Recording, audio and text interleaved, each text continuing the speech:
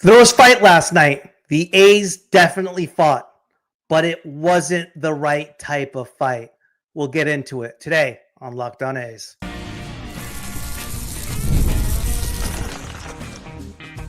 You are Locked On A's, your daily podcast on the Athletics, part of the Locked On Podcast Network. Your team every day. Welcome to Locked On A's, part of the Locked On Podcast Network, your team every day. I am your host, Booney. One name, all passion. Thank you for making Locked On A's your first listen of the day. I've been bleeding green and gold since '81, straight out of the Bay, and I don't sugarcoat anything, especially not now, because let's be real, this team has lost 10 straight, and it's just not about the box score anymore. It's about what's missing underneath. There's no soul right now, no fire, no identity. The bats go quiet, the bullpen crumbles, and nobody looks like they are fighting for each other. It's just not losing, guys. It's lifeless, and that's the part that stings. This isn't about talent anymore. The talent's there, no question. It's about chemistry. It's about pride and playing with some heart. If you are frustrated, good, you should be. We're going to dig into it all. Every inning, every decision, every spark we are still waiting for. Subscribe wherever you get your podcast, including YouTube, and let's demand better together. But does Mark Kotsay even understand what the problem is? Because from the outside, it doesn't look like he does. This team isn't just losing, it's flatlining. There's no urgency. There's no accountability and no adjustments. The same lifeless at-bats, the same bullpen misfires, and the same post-game cliches. Kotsay keeps saying the effort is there, but effort without results is just noise. And if you really look closely, is the effort really there? At some point, the manager has to light a fire. Not just manage the smoke. And right now it feels like he's watching the house burn down with a garden hose in his hand. I'll talk about that a little bit more later. We will dive into last night's 4-3 gut punch to Zach Wheeler and the Philadelphia Phillies, a game that summed up this streak perfectly. Sure, the A's showed fight, but was it the fight we were looking for? Excuse me. First, the A's did some major changes yesterday, right? Some roster changes, a shakeup. They called up Denzel Clark, Logan Davidson, Willie McIver.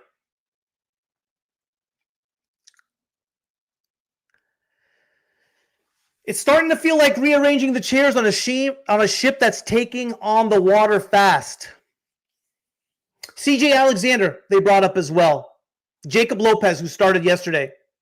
The front office did something. But did they do enough? And are they addressing the right problems? And more importantly,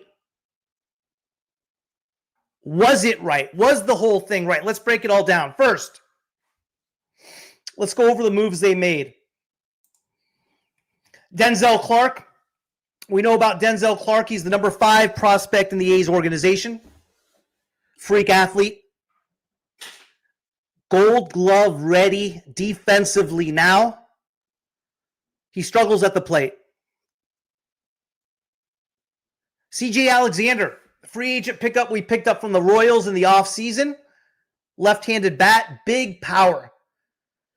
Was struggling for most of the season mostly in April in AAA Vegas. Has had a big 3 weeks, can play third base, had a single last night in the 9th inning. Willie McIver, backup catcher. The best hitting catcher right now, the best hitter right now, numbers-wise in all of our farm system. 9th round pick by the Colorado Rockies in 2021, I want to say, out of the University of Washington. Logan Davidson, First round pick. Big deal with Davidson. We had to bring him up, right? We don't bring up Davidson. He is eligible for the Rule 5 draft next year. I think we wanted to make sure that was not the case. Davidson's been tearing it up. He had a huge spring for the A's. This year so far has been really good. I commented a little bit on it yesterday. He's in a slump, like 5 for 23. I don't know the exact numbers. It's 5 for 25 in his last 6 games or so. Switch hitting utility guy is getting his first call up as well. And of course, Jacob Lopez, who started on the mound last night. He looked good. He looked real good last night. I actually talked about it a little bit previous to the game yesterday, that I was excited for Lopez to take the hill. 7 innings pitched, 3 hits, 1 run, 8 Ks.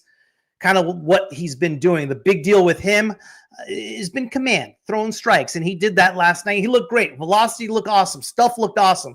I'm excited about Lopez. That is a very, very good Phillies lineup he faced. No question about it. Some of the moves we made, DFAing Seth Brown. Yeah, surprise, not surprise. Seth Brown's been struggling, right? Big clubhouse guy, just hasn't been hitting. We had to make room for somebody. Sending Bleday down was a surprise for me. I was shocked that the Bleday sent down, but hopefully that's a shake up the A's need. And who else did we send down? I believe we sent down somebody else. Johnny Pareda, who William McIver replaced. We sent down as well. Nick L., it's time to trade Miller. I don't disagree with that. I don't disagree with that at all. I think if you can get something in return, I'm all for that. I think closers are a dime a dozen, and we've been barely using ours, right? So if we can get something in return, I'm in. I'll gladly trade Mason Miller. No question about it. I have no issues with that. Good call, Nick. So yeah, there definitely was a huge roster shakeup. The thing is, though, and again, I spoke about it a little bit yesterday. If we don't understand what the problem is as an organization, we can't solve the problem. And what do I mean by that? The guys played hard last night. I thought they played very, very hard last night. I thought the at-bats they took were unbelievable. Thought they were awesome. Chair out of the way. I thought they made Zach Wheeler arguably the best pitcher in all of baseball, or at least in the conversation. I thought they made him work. I thought they took the exact approach you need to take with regard to Zach Wheeler. Zach Wheeler's that good. He is just filthy. And he had to work to get this A's lineup out. And we worked and we fought as individuals. This team still lacks togetherness. And it still lacks chemistry and communication. And I say that with the example of the play that happened twice last night with Denzel Clark and Tyler Soderstrom. Fly ball to leftish center field. No communication on either play. Again, that's going to happen in baseball all the time. What I want to see after that is an acknowledgement towards one another, a communication on one another as far as what happened. I've been talking about that since the opening series in Seattle, on the road against Colorado.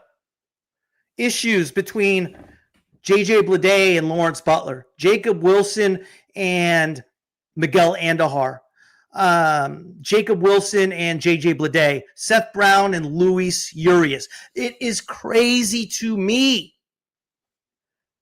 that the simplest of things in baseball, as far as fundamentals, calling somebody off is still an issue with the A's. What's more of an issue is the players not communicating with each other after the play. They don't do it for each other. They're not playing for each other. They don't like each other.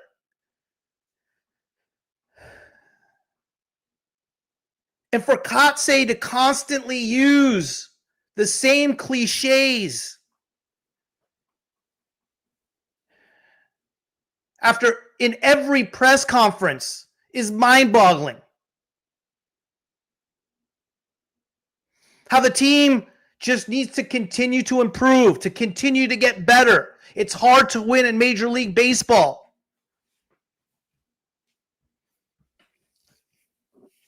To me, that's what's frustrating.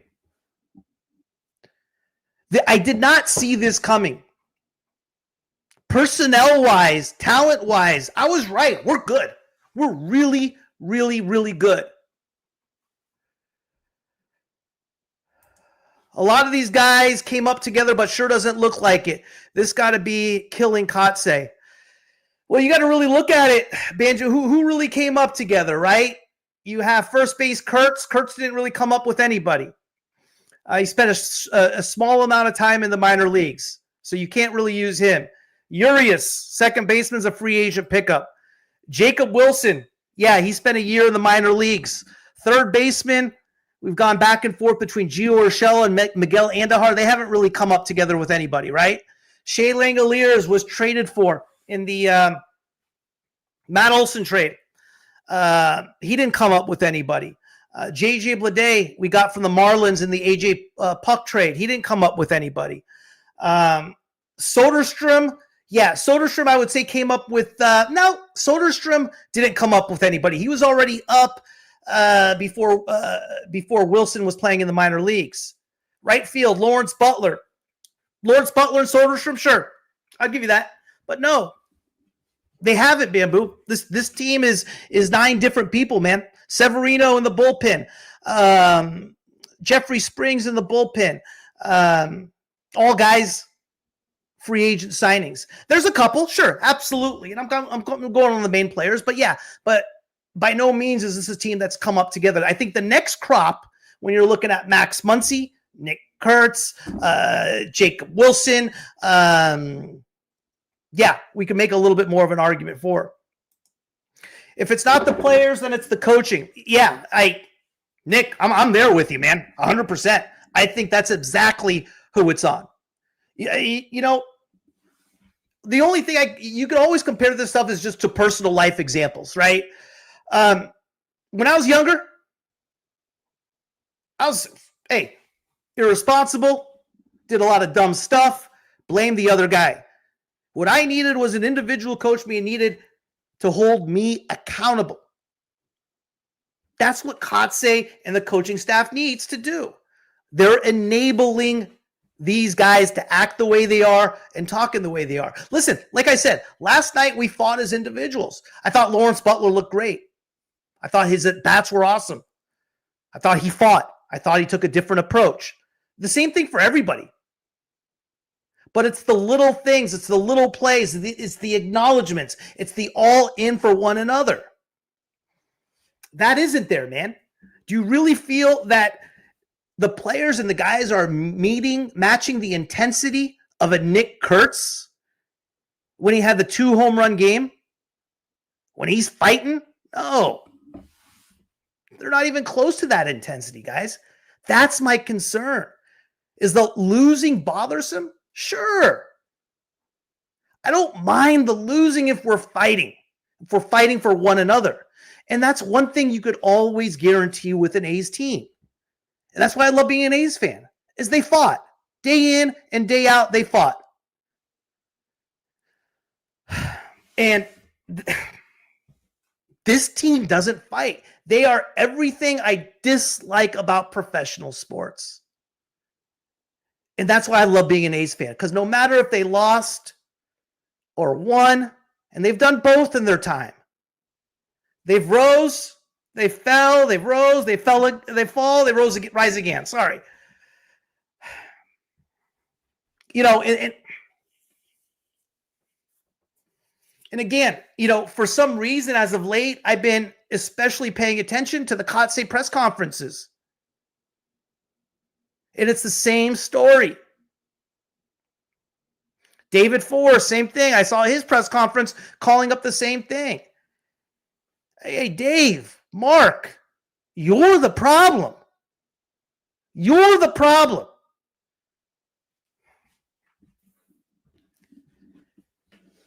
Have you even seen close to an argument or fight with an umpire? Any type of just fight, just to show it? Just to hey, we have some fight in us? No. There's nothing, man.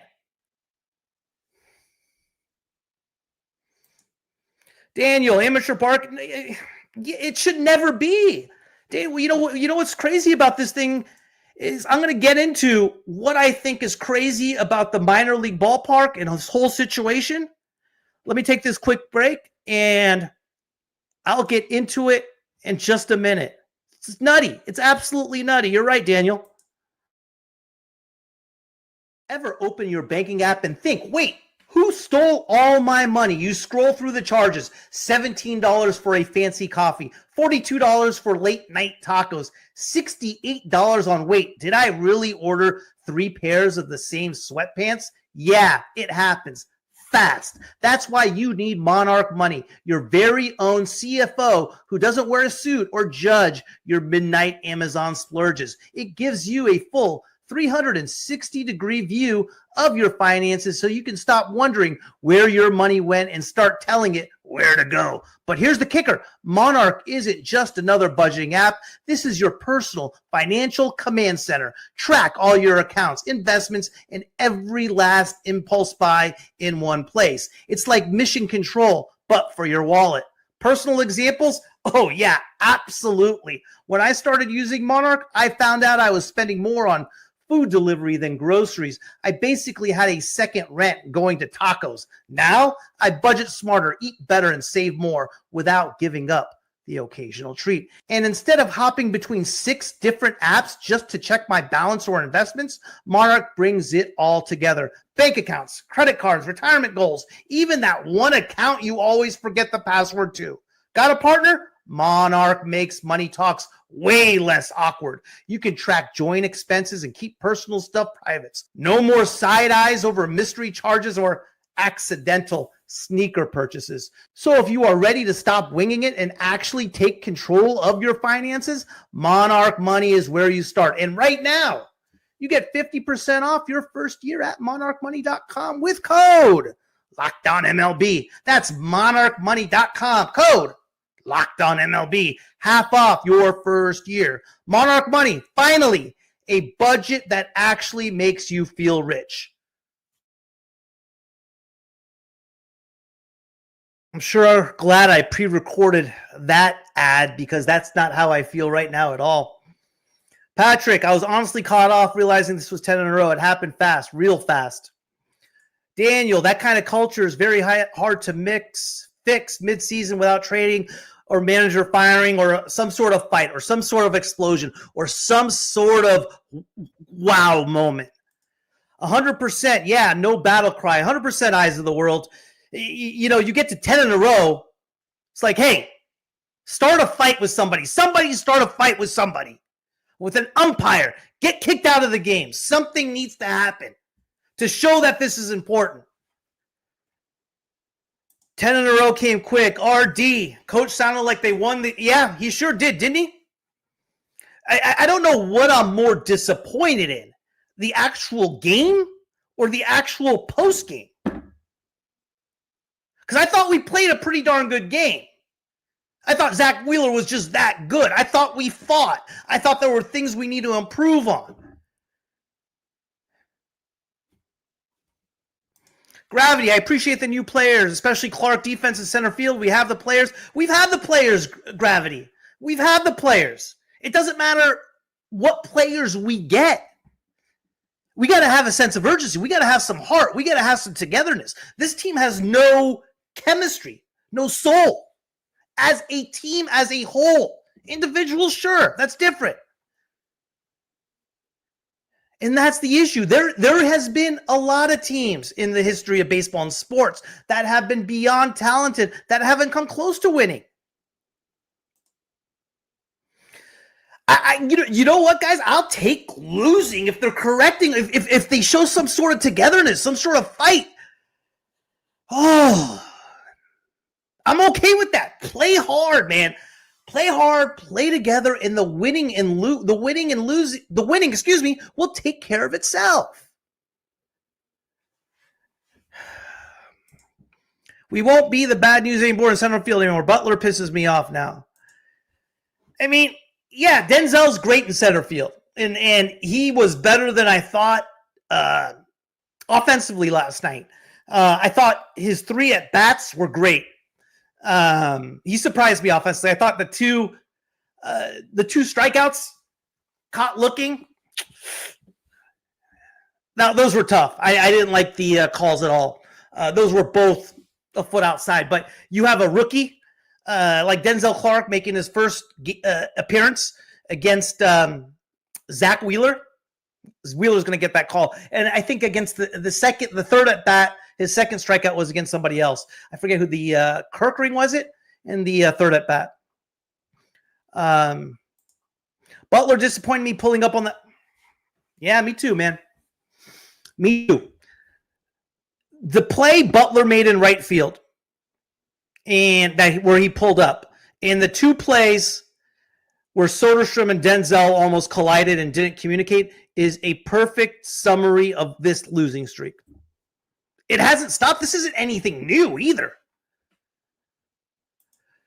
We have too many players. Angels wasted Shohei and Trout. The A's are only team in baseball until JJ sent back and have 9 guys to hit 2 home runs in 1 game.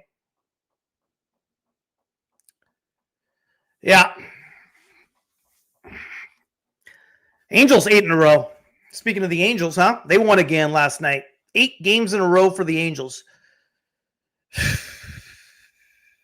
Again, like I said, guys, this isn't about us losing. I thought it was going to be really, really difficult for us to get last night's game. Zach Wheeler is just filthy. He is so good. It's not about that. It's about the same stuff that I've been talking about series in Seattle. You know what Kurtz is? I don't know if it has anything to do with confidence, RD. I think the kid's just fighting. What I love about this thing about Kurtz is a freaking fighter, and he's a competitor. That's what I like. I don't know, probably, but I don't think he's approaching it that way. I think guys like Kurtz and guys like Wilson are approaching it simply for the team and to win, and they're flat-out competitors. Flat-out competitors. And that's what I love about Kurtz right now. And that's what I love about Wilson. Not the home runs, because he's, again, he has picked it up this week. He's had a huge week. But both of them just compete day in, day out. Rooker had great at-bats. But as the leader of this team, you know what I want to see? I want to see a Rooker do something like what he did with what Freddie Freeman did with Ronald Acuna when he was with Atlanta. That's leadership. Pick a fight with somebody. Show some fire. Show that you're alive. But do you even like the guys enough to even do that? I don't think they care about each other. You could see that on the pop fly between Soderstrom and Denzel on a couple pop flies. And this has nothing to do with Denzel and Soderstrom. This is multiple players at multiple times. Andahar, Wilson, Urias, Brown, Bleday, Wilson, Bleday, Butler. It's about the communication. We're starting to fight in at-bats. We're starting to take better approaches at the plate. We were in a position to beat one of the best pitchers in baseball last night. Miller didn't even look like he wanted to be in that situation last night when he was brought in. And that's been the issue with Miller. This isn't anything new. If Miller does not come in the game, when Miller comes in the game, if it's tied or the A's are behind, his ERA is through the roof. That was last year too. That's nothing new. But at the same time, we haven't pitched Miller in a week. He had to go in the game, especially in that situation. For me, Nick, who gets fired first, Emerson or Bush is the question. Get rid of Emerson. What Emerson did in that interview was unforgivable. How he enabled the excuses going on with the minor league ballpark. And back to my point with regard to the minor league ballpark, what I wanted to say, going into the season and all the negative attention surrounding the A's and the ballpark with regard to media and how the team was looked at, I thought it would be a positive, not on how the ballpark would play, but on how it would bring the team together. Because right now, going into the season, it felt like it was the world against the A's. And when you have that, when everyone's against you, you look at historic teams. I'll go back to even 80 in basketball. The 86, was it the 80, 88 Pistons, 89 Pistons, the bad boy teams, right? It was the world against them. And they came together. They owned it. The chemistry of that team was one of the best in the history of sports. You look at recent in baseball, the Astros, the 2018-2019 Astros, after the garbage banging incident, it brought that team together. It was the world against the Astros. And it made them tougher. It made them better.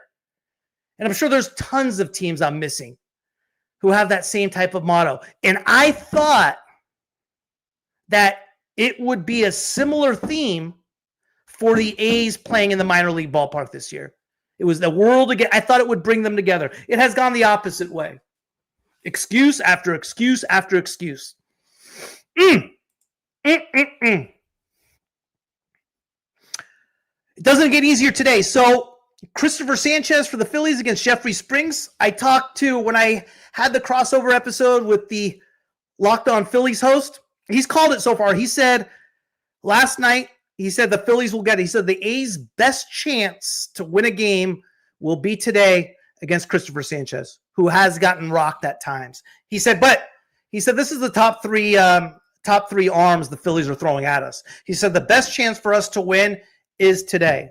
What I said to him yesterday, and we'll see, I said to him when I had the crossover was, I actually called it almost exactly. I said game one will be a pitching duel. It'll come down to the bullpens at the very, very end. It'll be a run game. Whoever wins that one-run game will sweep the series. If the A's get the one-run game, they'll sweep the Phillies. If the Phillies win the one-run game, they're going to run away with Saturday and Sunday. I hope I'm wrong. So we'll see. 50 plus, we're scheduled. I mean, right now, 31-50, Nick. Oh yeah. Shit. I mean, I might take the over on 50. I mean, give me the over. I think the over 50 is at like minus 260. Maybe like minus 410.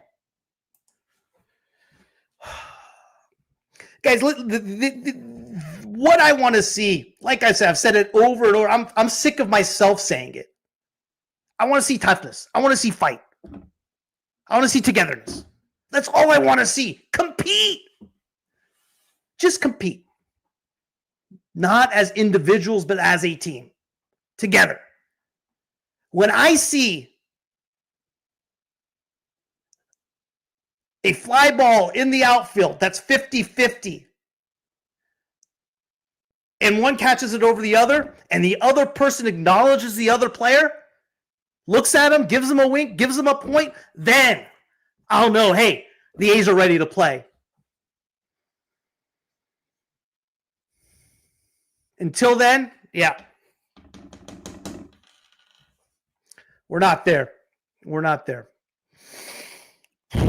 It's frustrating, guys. It's this year, It's been more frustrating for me than any other year. Even the 110 loss team they had, 112 loss team they had a couple years ago. At least you knew what you were getting from that team. At least they had some. They weren't very good. They weren't very talented, but they were all fighting. They were all fighting. That's for sure. Right now, this team has no fight, no heart. And until they figure it out, I don't know. We'll see what happens. I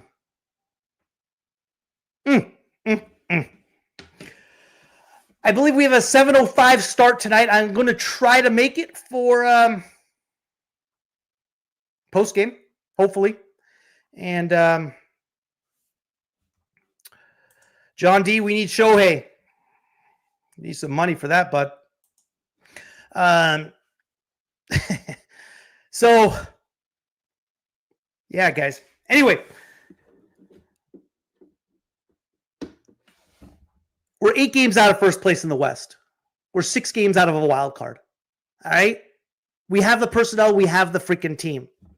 We need to identify the problem first from a management standpoint. And maybe the media will stop throwing softball after softball question to Kotze in postgame. It feels like a White House press conference is what that feels like. Here you go, Mark, here. If they're almost just like, come on, man. Hey, Mark, Nick really looked good in that 9th inning at bat. What do you think? Yeah, he looked great. He hit a shot. I mean, let's stay positive, guys. How much longer are you going to stay positive, man? How many more times are you going to get hit in the face and stay positive? After a while, you get kind of tired of getting hit in the face.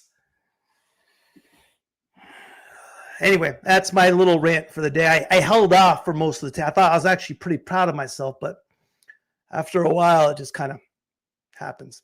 Take care, fellas. Hey, let's get one today. Let's show some energy. Hopefully they figure it out. We'll see what happens. Hey, have a good Saturday. Have a good rest of the weekend, guys. You made the right call by making Locked On A's your first listen of the day. Championship mindset, elite taste. Now, for your second listen, it's time to hit the big stage with Locked On MLB Game Night. Every game, every night, all season long. It's like the MLB version of Red Zone, except instead of touchdowns, you're getting bombs, bat flips, and bullpen meltdowns from across the league. You will get local experts breaking it all down with that home team edge, but on a national scale. No fluff, no filler, just real talk from people who actually watch the games. So after you roll with us, level up with Locked On MLB Game Night. Find it on YouTube or wherever you get your podcast. Baseball never sleeps. Why should your podcast queue?